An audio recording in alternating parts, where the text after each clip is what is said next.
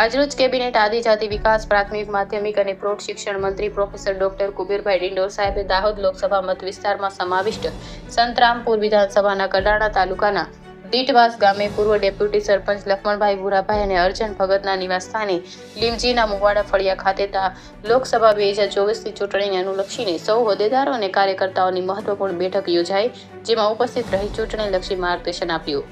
પ્રધાનમંત્રી નરેન્દ્ર મોદીના નેતૃત્વમાં સતત ત્રીજી વાર ભારતીય જનતા પાર્ટીની સરકાર બનવા જઈ રહી છે, ત્યારે દાહોદ લોકસભા બેઠક અત્યાર સુધીના તમામ રેકોર્ડ બ્રેક કરી 5 લાખ મતોથી વધુની લીડ સાથે દાહોદથી એક કમળ દિલ્હી મોકલવા માટે આહવાન કર્યું.